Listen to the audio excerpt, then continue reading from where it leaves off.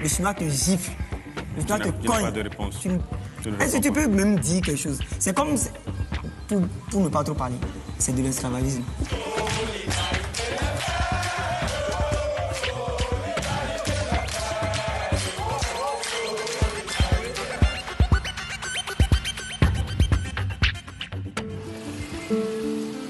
Jugé trop instable, le Togo a longtemps été boudé par les bailleurs de fonds internationaux.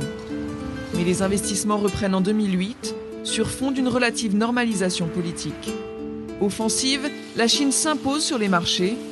Le partenaire privilégié entend aussi promouvoir une diplomatie culturelle avec son outil, l'Institut Confucius.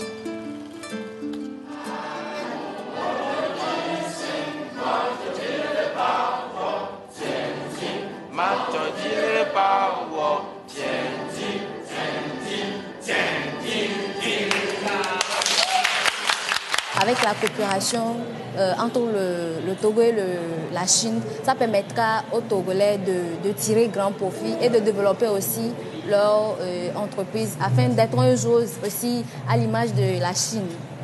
C'est un modèle pour toi? Oui, un modèle, oui.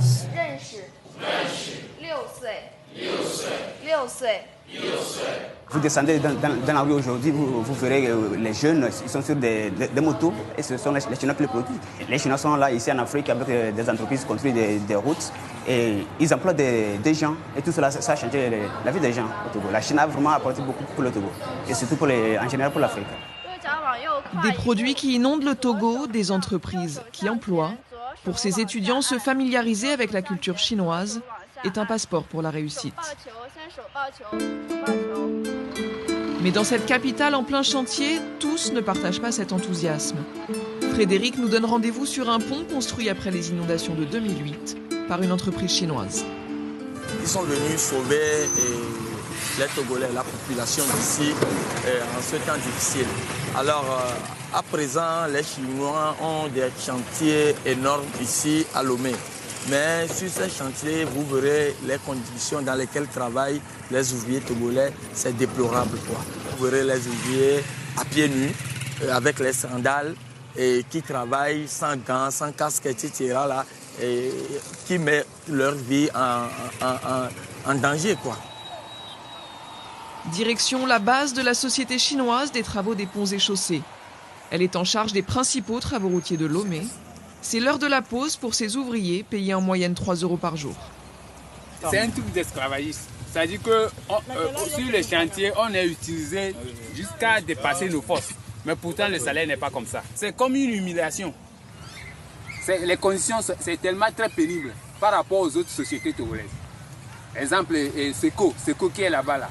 Tous les employés, ils ont casque, ils ont les tenues, les chaussures.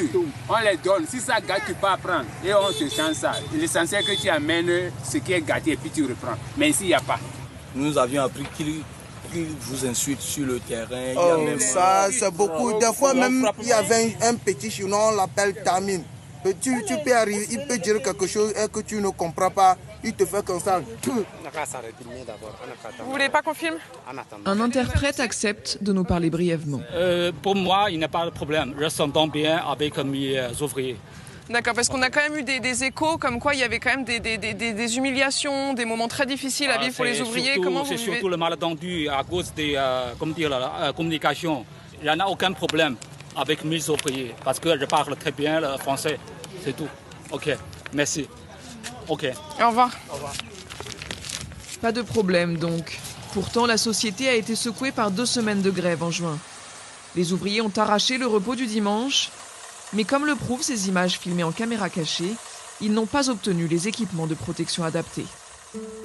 Nous partons à 80 km de Lomé, sur la carrière de la société chinoise. Ici, on dynamite les pierres et on les concasse, une des étapes de la fabrication du béton. Je te présente M. Gava. Bonjour. Bonjour. Donc vous faites partie d'un syndicat et vous allez essayer de faire une inspection aujourd'hui. Oui, pour voir comment est-ce que les conditions de travail ont évolué et par rapport à ça, voir si les artificiers togolais sont formés dans les manipulations des explosifs, puisque nous avons eu plusieurs accidents de travail sur ce site. Pour procéder à cette visite, le syndicaliste a une autorisation de l'inspection du travail. Vous ne parlez pas français? Il ne parle pas français. Mais le chef de carrière ne semble pas vouloir collaborer. C'est sa cuisinière qui fait la traduction en chinois.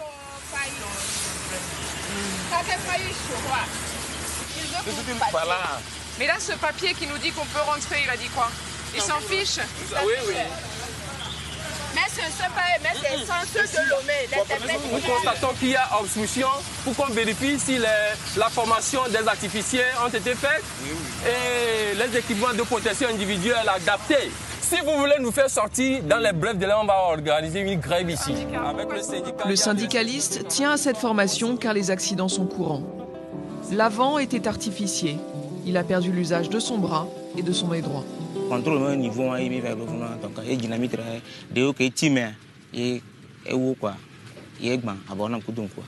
Il y a certaines dynamites qui n'ont pas pris. Oui. Alors le chef, le chinois, lui a dit d'aller chercher les auteurs dynamites. Oui. C'est là où il est parti chercher ça, il s'est encore sauté et puis ça a cassé son bras. Cassé quoi? Oui, cassé.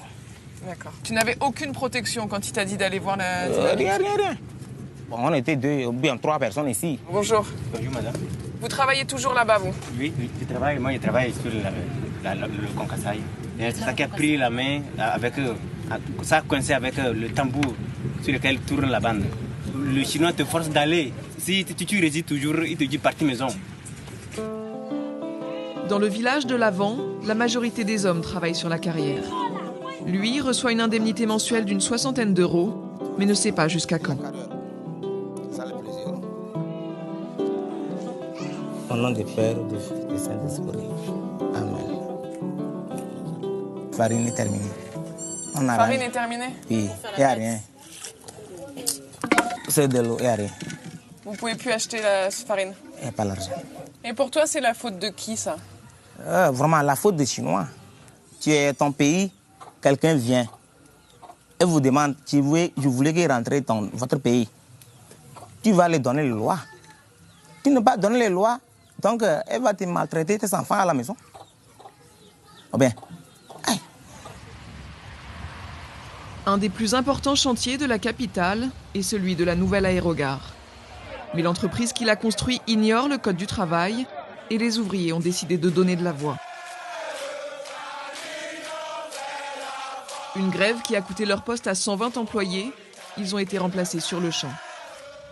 Le pasteur Edo est activiste des droits de l'homme. Il rencontre aujourd'hui plusieurs d'entre eux pour qui la mobilisation était inévitable.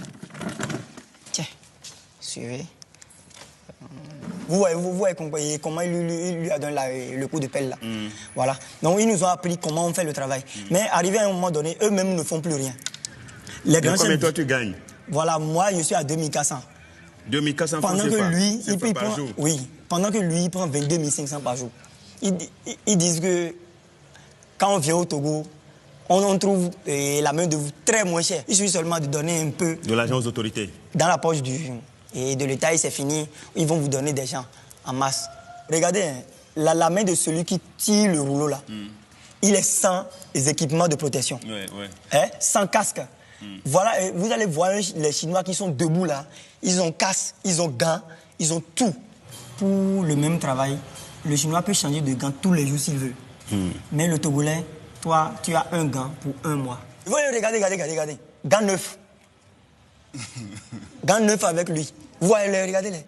Gant neuf, pelle, et ils dorment sur les pelles. On commence à 17h, ça fait le lendemain à 7h du matin. On partage 2 pains. 2 pains chacun. Des bœufs pourris, hein. Et des quoi? Des bœufs. Pourris. Je voudrais vous montrer une dernière image là, avant que vous ne partiez. Voilà un Chinois avec qui je suis dans la photo là, et qui s'est confié à moi en me disant qu'il est un prisonnier. Il a commis un acte en Chine là-bas, et c'est ça qu'il a envoyé en prison. Et c'est... Donc ça veut dire qu'il purge, lui, il est ouvrier avec toi sur le chantier, voilà. Il purge sa peine. Des détenus chinois sur les chantiers du Togo, plusieurs ouvriers nous en ont parlé. Mais difficile à vérifier car les autorités nous refusent l'accès à l'aérogare. La situation a-t-elle changé depuis la grève? Discrètement, nous approchons de la zone. Interdit de prendre leur pause sur le chantier Par dizaines, on trouve les ouvriers assoupis dans une rue adjacente. On n'a pas beaucoup d'informations concernant cette affaire. Bon, on espère, pour le moment, les Chinois, ils se sont ressaisis un peu, mais espérons que de jour en jour, ça s'améliore. Une nouvelle recrue demande à nous parler à l'écart.